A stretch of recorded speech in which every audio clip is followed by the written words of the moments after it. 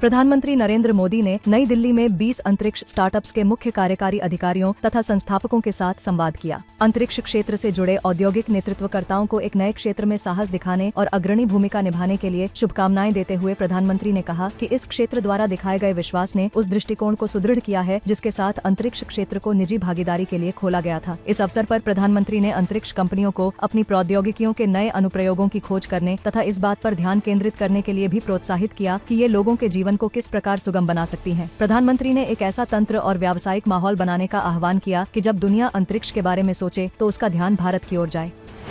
केंद्रीय गृह मंत्री अमित शाह ने पश्चिम बंगाल के सिलीगुड़ी स्थित सशस्त्र सीमा बल के मुख्यालय में कई विकास परियोजनाओं का उद्घाटन तथा शिलान्यास किया। कार्यक्रम को संबोधित करते हुए उन्होंने कहा कि सशस्त्र सीमा बल के कर्मियों के लिए प्रशासनिक तथा आवासीय सुविधाएं उपलब्ध कराने के उद्देश्य से यहां 189 करोड़ की नई परियोजनाओं का शुभारंभ किया गया है। उन्होंने कहा कि सशस्त्र सीमा बल के जवानों का दायित्व अत्यंत चुनौतीपूर्ण है क्योंकि वे खुली सीमाओं पर तैनात रहकर देश की सुरक्षा का दायित्व निभाते हैं। उन्होंने कहा कि संपूर्ण राष्ट्र सशस्त्र सीमा बल के जवानों के समन्वय, देश की रक्षा के प्रति उनकी निष्ठा तथा मित्र पड़ोसी देशों के साथ भारत के सांस्कृतिक संबंधों को सुदृढ़ करने में उनके योगदान का सम्मान करता है।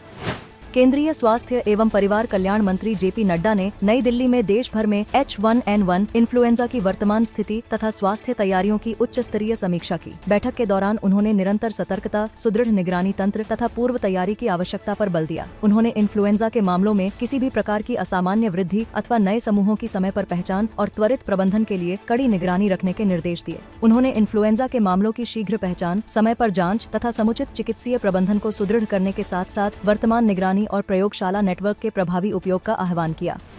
केंद्रीय पत्तन, पोत परिवहन और जलमार्ग मंत्री सर्बानंद सोनोवाल ने ओडिशा के पारादीप स्थित पारादीप पोर्ट अथॉरिटी में 427 करोड़ 80 लाख की लागत वाली 7 प्रमुख अवसंरचना परियोजनाओं का उद्घाटन किया। इस अवसर पर उन्होंने कहा कि यह निवेश एक प्रमुख समुद्री प्रवेश द्वार के रूप में पारादीप की स्थिति को और सुदृढ़ करेगा तथा संपूर्ण पूर्वी क्षेत्र में व्यापक आर्थिक अवसरों का सृजन करेगा। उन्होंने कहा कि हमने अपने बंदरगाहों, जलमार्गों, पोत परिवहन तथा समुद्री क्षमताओं को मौलिक रूप से सशक्त बनाया है, जिससे यह क्षेत्र आत्मनिर्भर भारत और विकसित भारत 2047 की यात्रा में प्रगति का एक शक्तिशाली इंजन और मुख्य आधार बन गया है।